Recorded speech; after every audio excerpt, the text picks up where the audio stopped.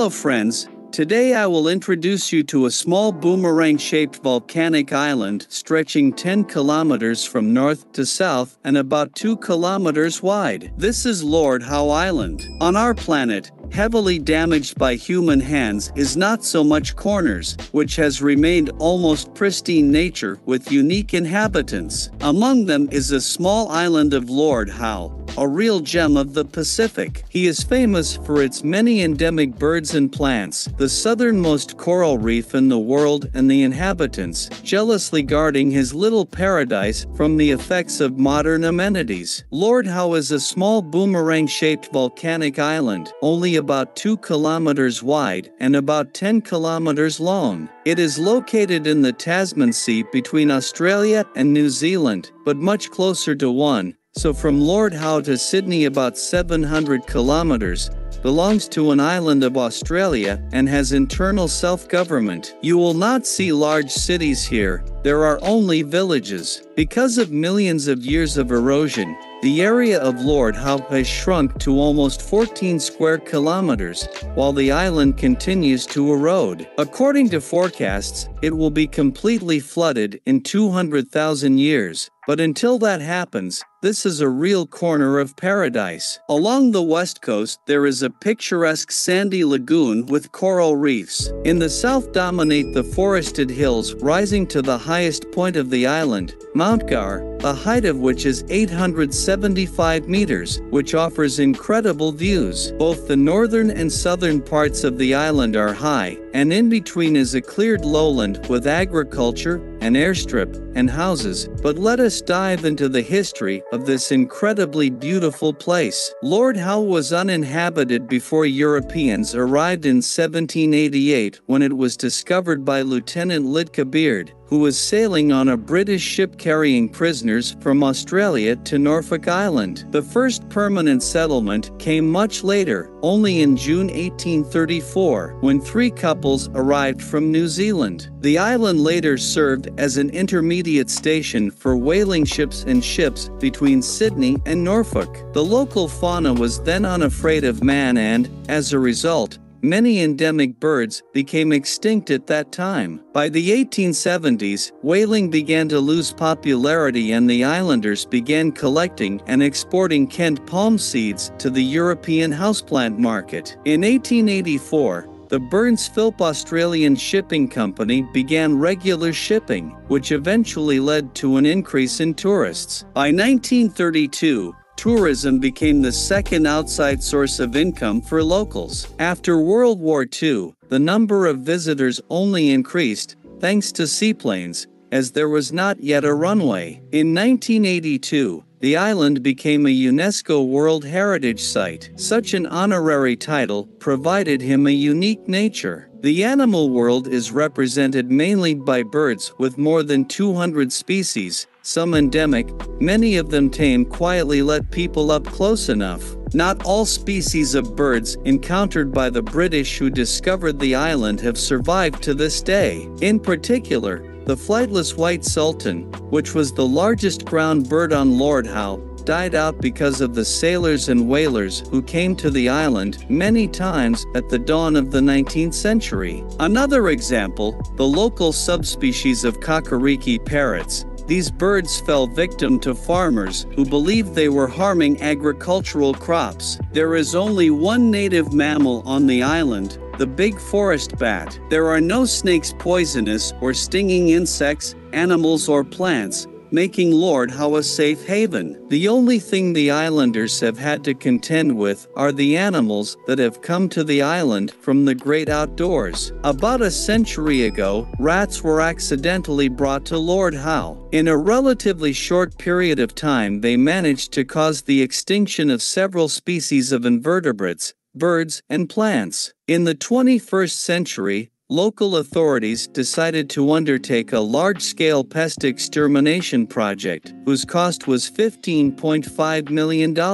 During 2019, they managed to get rid of about 350,000 rodents, and they did it with the help of traps and poison baits. The work of specialists gave excellent results. In February 2021, journalists wrote that over the past 15 months, not a single rat or mouse was seen on the island. Gradually, nature began to recover. For example, residents again began to hear crickets at night, which was previously a rarity. Vegetation on the island is rich and diverse, and, surprisingly, a large percentage of the local flora, endemics, that is found only on Lord Howe. So described 209 species of higher plants, of which 70 are endemics. The calling card of Lord Howe palms. Perhaps the most famous of these is Forster's Hovea Kenite. It became popular as an indoor plant in Europe and the United States back in the Victorian era, not least because of Queen Victoria. Since the palm was quite expensive, and was also associated with the royal family, it was considered a kind of symbol of prestige. By the way, the high price of Kentia has remained to this day, of course, not the same as before, but still, there are several reasons for this. The strict control of the export of Lord Howe seeds, the low speed of their germination, the slow growth of the palm itself. Surprisingly, this plant alone provides almost the bulk of the island's budget, second only to tourism. Today, the permanent population of the island is just over 380 people, many of them descendants of the first settlers. For a time, unspoiled nature fed the locals. At the dawn of the 1980s, even before ecotourism came into vogue, the basis of over-tourism began to sound like a curse. The islanders began to worry about the preservation of the environment. As a result, the elected Council of Lord Howe made an unpopular decision and decided to limit the number of guests simultaneously living on the island to 400 people. This rule applies to this day, and on Lord Howe cannot be more than 400 tourists at a time,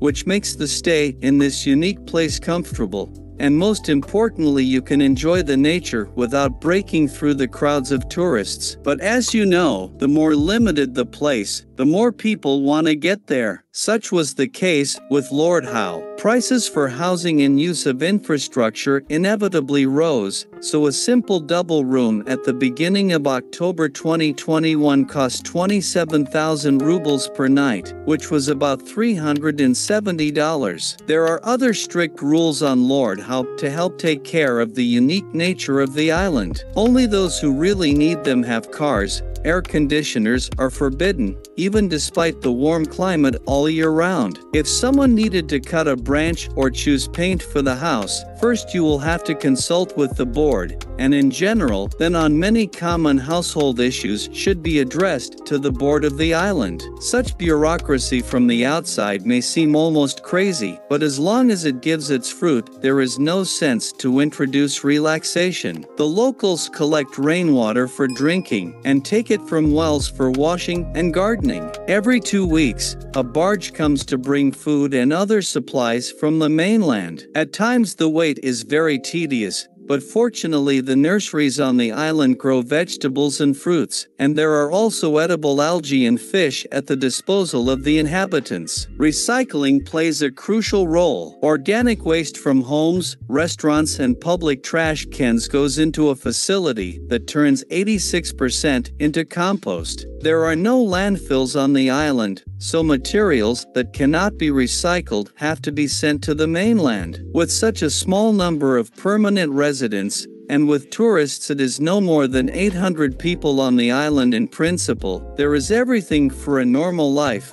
a bakery, the usual liquor stores, post offices and museums, police with 1 employee, a hospital with 4 beds. There is even a local radio station. Of course, The infrastructure for tourists is not without restaurants, apartments, and luxury villas. Of communications at Lord Howe, there are public phones and internet, but cell phone service is not available. Electricity is generated by diesel generators and possibly generated with solar panels, but no solar panels could be found in the photos from the settlements. There is no public transportation, but since the distance to the attractions is short, riding a bicycle is the main means of transportation. It is also worth noting that in addition to the main island there is a group of Lord Howe Islands, which includes 28 islets and rocks. The most notable of these is the volcanic and uninhabited Ball's Pyramid Rock, located 20 kilometers southeast of Lord Howe. Ball's Pyramid is unique in that it is the tallest volcanic cliff in the sea, 562 meters high. From some angles it looks very unusual. Naturally, seeing such a peak, climbers from around the world wanted to climb them, and the first successful ascent was held February 14, 1965. The island is also famous for the fact that in 2000 it was found Dryococylus australis, previously thought to be extinct. But back to the main island. Lord Howe attracts tourists wishing to join the almost untouched by man nature, a pleasure that is not cheap. There are only expensive restaurants on Lord Howe, no affordable housing, no campsites. In addition, cruise ships are banned and you have to get to the island by plane. Flights from Sydney or Brisbane take just a couple of hours. The easiest way to get to know Lord Howe is by hiking, and it is probably one of the most beautiful places for this kind of tourism. Other activities include surfing on the beach,